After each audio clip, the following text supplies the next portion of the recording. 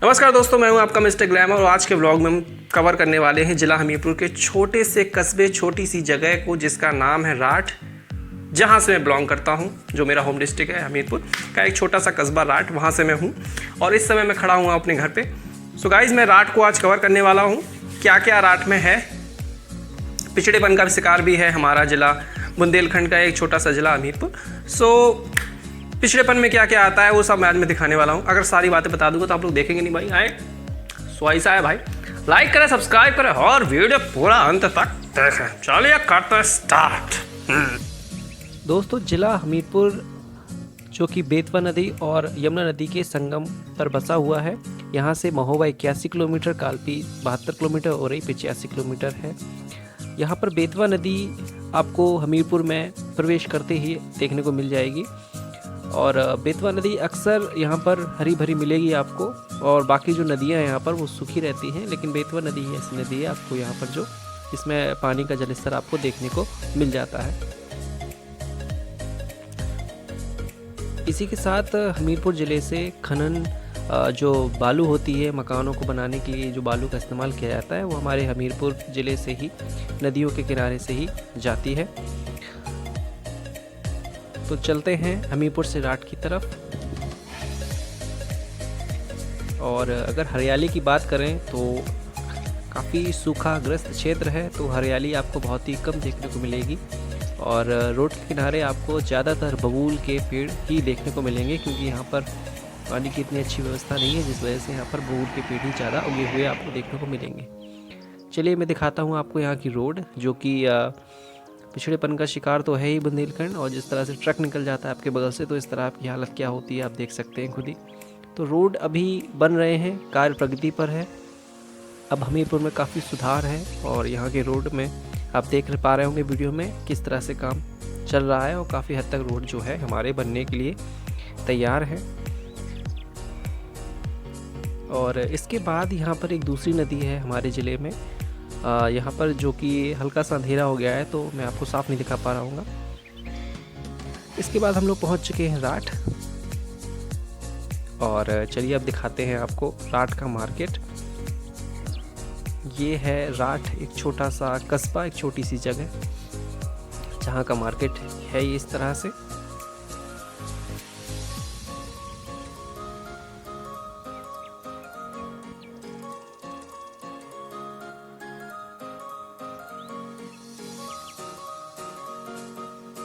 राठ को पहले विराटनगर कहा जाता था, लेकिन बाद में इसका नाम राठ हो गया। और ये आप वीडियो में देख पा रहे होंगे, ये रामलीला मैदान है। यहाँ पर प्रत्येक वर्ष दिवाली के अवसर पर रामलीला का आयोजन किया जाता है, लेकिन कोविड की वजह से इस वर्ष ये आयोजन संभव नहीं हो सका, और जिस वजह से इस ग्राउंड में आप सब्जियों की छोटी छोटी दुकानें देख पा रहे होंगे।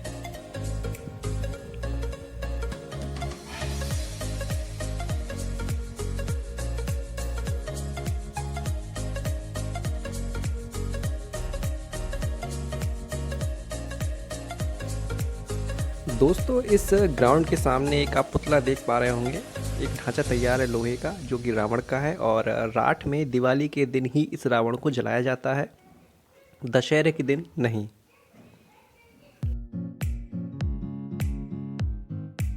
चलिए इसके बाद मैं आप लोगों को यहाँ पर दिखा रहा हूँ। ये है हमारे साहू जी, जो कि राठ की प्रसिद्ध इनकी दुकान नाश्ते की, जिसमें आलू वड़े, समोसे, करेला, चाट इस तरह से बनाकर ये देते हैं। तो चलिए दोस्तों, आपको मिलवाते हैं राठ के फेमस नाश्ते की दुकान पे। और हमारे साथ हैं यहाँ पर साहू जी, और इनकी दुकान जो है राठ में सबसे मशहूर है। इनसे जानते हैं हम कितने समय से, कितने बजे से कितने बजे तक ये लगाते हैं और किस स्थान पर ये लगाते हैं, उनसे हम जानते हैं। साहू जी बताइए, कितने बजे से आप लगाते हैं दुकान? 9 बजे से। 9 बजे से कितने बजे तक लगाते हैं आप? 9 बजे 4 बजे तक शाम को। और किस जगह आप लगाते हैं? रामलीला मैदान सामने। तो दोस्तों आप देख सकते हैं रामलीला का मैदान है, जहाँ पर हर साल दिवाली के उपलक्ष्य में यहाँ पर मेले का आयोजन किया जाता है। रामलीला भी होती है, लेकिन कोविड की वजह से इस साल आयोजन नहीं हो पाया है, लेकिन इस वजह से पूरा भवन खाली है। इस वर्ष मेला नहीं हो पाया, इस वजह से रामलीला मैदान के अंदर लगे हुए हैं। क्या आप रामलीला मैदान के अंदर ही लगाते हैं हमेशा? अंदर ही लगाते हैं। अच्छा, इस वर्ष रामलीला का आयोजन नहीं हुआ है? नहीं हुआ। कोविड की वजह से रामलीला का आयोजन नहीं हो पाया दोस्तों। तो जब भी आप राठ आएँ, हमीरपुर डिस्ट्रिक्ट में राठ कस्बे में आएँ, इनकी दुकान पर जरूर आएँ। नाश्ते की दुकान में जब भी राठ आता हूँ इनकी दुकान पर ज़रूर आता हूँ। तो इनकी दुकान के कैमरामैन ज़रा दिखाइए इनको। इस तरह से लगाए हुए थे समोसा, चाट, ब्रेड पकौड़े, आलू बंडा, तरह तरह के पकवान लगाते हैं सुबह नाश्ते के तौर पर। और सुबह 9 बजे से लेके शाम को 4 बजे तक इनकी दुकान लगी रहती है। अब किसी भी समय आइए, इनकी दुकान का जायज़ा ज़रूर लीजिए, स्वाद जरूर लीजिएगा। धन्यवाद। तो दोस्तों आप लोग देख सकते हैं यहाँ पर रामलीला का मैदान जो है, कैमरामैन पहले मैदान दिखाएं रामलीला का। ये पूरा मैदान है जो इस समय खाली है, और यहाँ इस खाली जगह पर लोगों ने अपनी छोटी छोटी दुकानें लगा रखी हैं, क्योंकि यहाँ पर इस साल मेले का आयोजन कोविड की वजह से नहीं हो पाया है। हालांकि इस जो सामने आप जो मंच देख रहे हैं, रामलीला भवन ऊपर लिखा हुआ है, यहाँ पर पूरी रामलीला का आयोजन किया जाता था। पूरा 1 महीने यहाँ पर राठ के कस्बे में पूरा 1 महीने यहाँ मेले का आयोजन होता था।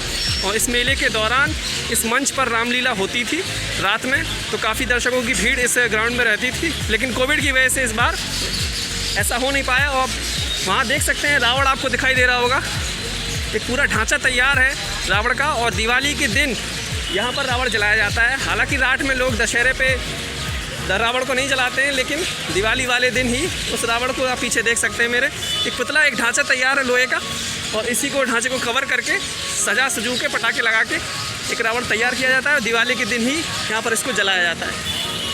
और यहाँ पर जो मेले का आयोजन होता है पूरा 1 महीने तक लगा रहता है। दशहरे के बाद से यहाँ मेला लगा हुआ होता है, पूरा ग्राउंड भरा हुआ होता है।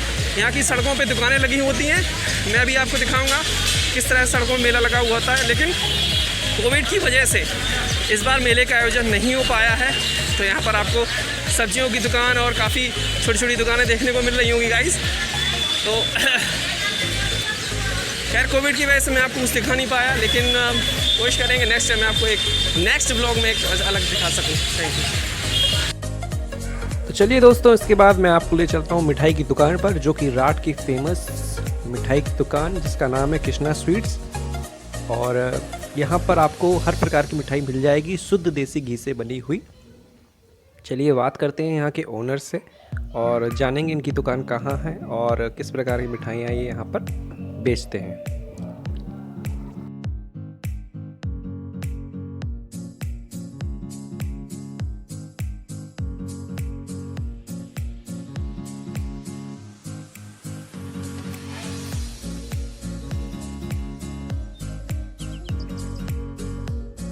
तो दोस्तों इस समय हम खड़े हैं राठ की मशहूर दुकान मिठाई की, वो है कृष्णा स्वीट्स।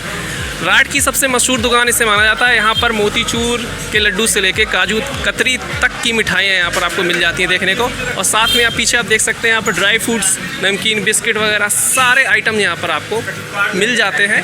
और चलिए इनके जो इस दुकान के हम ऑनर से बात करेंगे। ये हमारे मित्र भी हैं, इनका नाम है रोहित जी।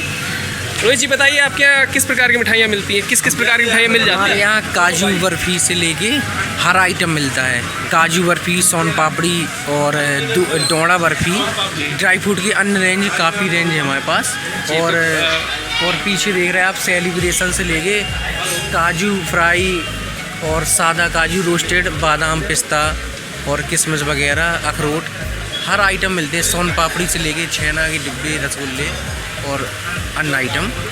और इसी के साथ नमकीन आइटम में आप समोसे भी यहाँ पर प्रोवाइड कराते हैं और बालू और कचौड़ी वगैरह भी? नहीं, कचौड़ी अभी हाल में नहीं है। अच्छा।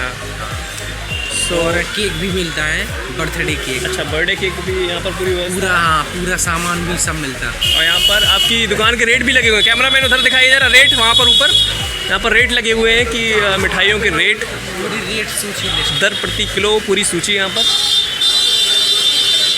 और तो दोस्तों आप जब भी राठ आएँ तो कृष्णा स्वीट जो कि यहाँ की मशहूर दुकान है मिठाई की, यहाँ पर ज़रूर आएँ। तो कहाँ पर आपकी दुकान पड़ती है सर राठ में? यहाँ हमारा ये आपका स्टेट बैंक तिराहे से 300 मीटर की दूरी पर है। तो जी, स्टेट बैंक चौराहा, यहाँ का जो चौराहा है, वहाँ से महज 300 मीटर की दूरी पर आपको कृष्णा स्वीट्स की दुकान देखने को मिल जाती है, जो कि यहाँ की मशहूर दुकान है राट की। सारी प्रकार की मिठाइयाँ, नमकीन, बर्थडे केक, बिस्किट, नमकीन, ड्राई फ्रूट्स वगैरह सारे आइटम आपको यहाँ पर मिल जाते हैं। और नमकीन में आपको समोसा यहाँ का भी काफ़ी फेमस है। यहाँ पर कई प्रकार की आपको मिठाई यहाँ पर देखने को मिल जाती है। तो मैं जब भी राट आता हूँ तो मैं अपने मित्र राहुल रोहित साहू जी से ज़रूर मिलता हूँ, और इनके यहाँ से मिठाई हमारे घर पे मिठाई इसी दुकान से ही जाती है।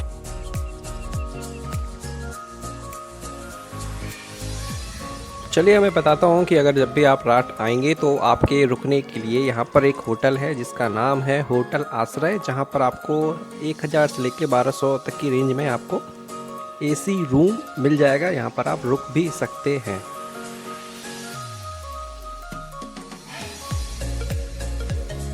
दोस्तों इसके बाद ये आप देख रहे हैं, ये है हमारा ब्रह्मानंद महाविद्यालय।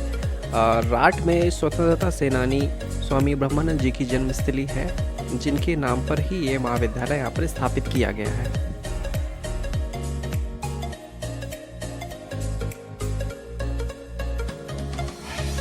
और ये रहा हमारा राट बस स्टैंड, जहाँ से आपको दिल्ली, लखनऊ, कानपुर, हमीरपुर, झांसी, महोबा जैसे बड़े शहरों के लिए बस आपको यहाँ से डायरेक्ट मिल जाती है।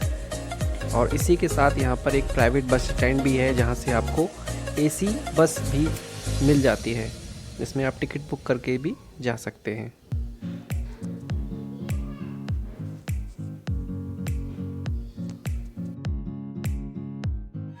ये यहाँ पर कुछ ट्रैवल्स हैं, जहाँ से आप डायरेक्ट भोपाल, दिल्ली, बनारस, इंदौर जैसे बड़े शहरों के लिए भी यहाँ से बुक की सर्विस कर सकते हैं, वॉल्वो बस की।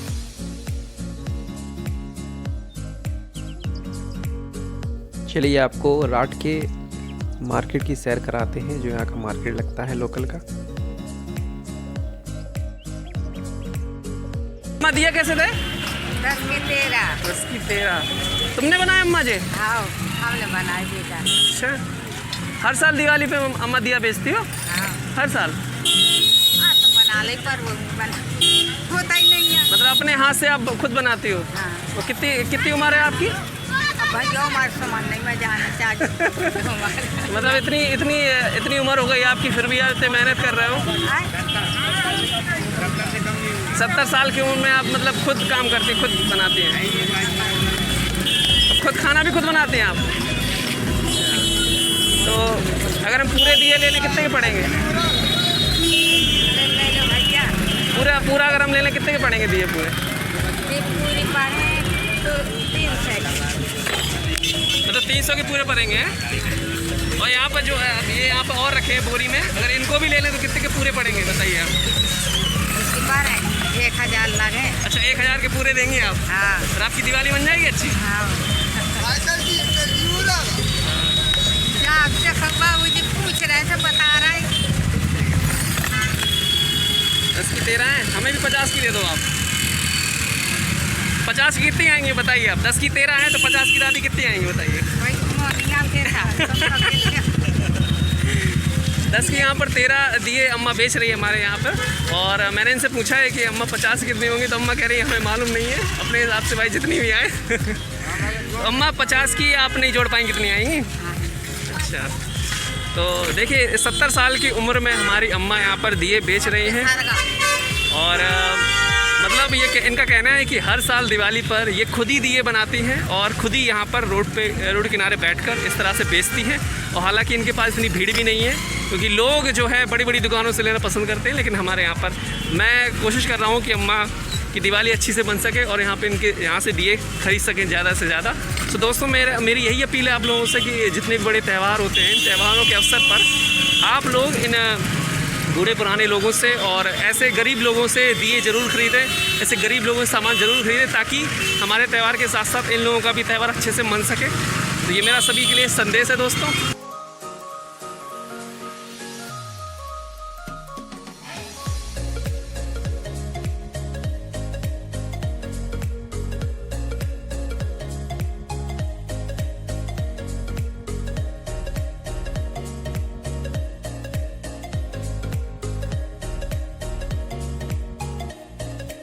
तो चलिए दोस्तों, अब आपको यहाँ दिखाते हैं यहाँ का सबसे प्राचीन मंदिर जिसका नाम है चोपड़ा मंदिर।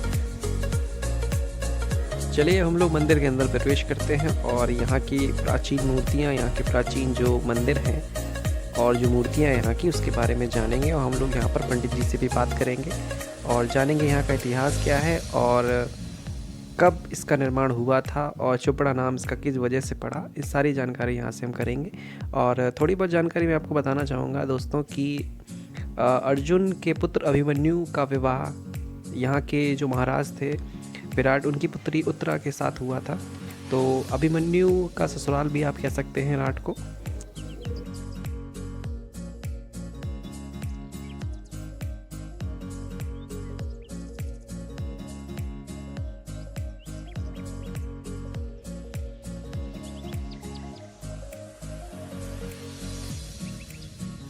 इस मंदिर के अंदर आपको एक हरा भरा तालाब देखने को मिल जाएगा और इस तालाब के बीच में यहाँ पर एक काफ़ी बड़ी मूर्ति शंकर जी और पार्वती जी और गणेश जी की इस तालाब के बीच में एक पुल बनाया गया है छोटा सा, वहाँ पर स्थापित की गई है। और इसकी तरफ हम बढ़ते हैं, लेकिन यहाँ पर आप देख पा रहे होंगे एक जो मेन गेट है यहाँ का उस पर लॉक है, क्योंकि कोविड की वजह से यहाँ पर अंदर आप प्रवेश नहीं कर सकते हैं। कोविड की वजह से अंदर प्रवेश वर्जित है, तो आप लोग यहीं से नज़ारा देख सकते हैं। जी ऐसा है, ये चोपड़ा मंदिर कहलाता है, चौपेश्वर धाम कहते हैं इसको। और ये राजा विराटपुरी भी कहते हैं इसे, राठ इस शहर का नाम राठ। इस राठ का नाम पहले विराटपुरी था ऐसा सुना जाता है।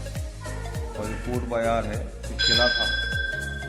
तो ऐसा बताया जाता है कि राजा विराट की जो पुत्री थी उन्होंने अपनी उत्तरा की जो शादी हुई थी अभिमन्यु के साथ, अर्जुन के पुत्र अभिमन्यु के साथ, उस समय उस कार्यकाल में इस मंदिर का निर्माण कराया था। और अभिमन्यु की और उत्तरा की शादी उनके सामने उपस्थिति में भगवान के जो स्थापना होने के बाद कराई गई थी। ऐसा यहाँ के पूर्वजों के द्वारा सुना जाता है। तो कब इसकी स्थापना हुई इस मंदिर की, किस समय की बात है? ये उस समय की बात है जो जिस समय जो है भगवान श्री कृष्ण थे, ये लगभग 5120 साल हो गया। तो यानी भगवान श्री कृष्ण के समकालीन है। हाँ, भगवान श्री कृष्ण जी के समकालीन, तो 5000 साल के लगभग हो गया।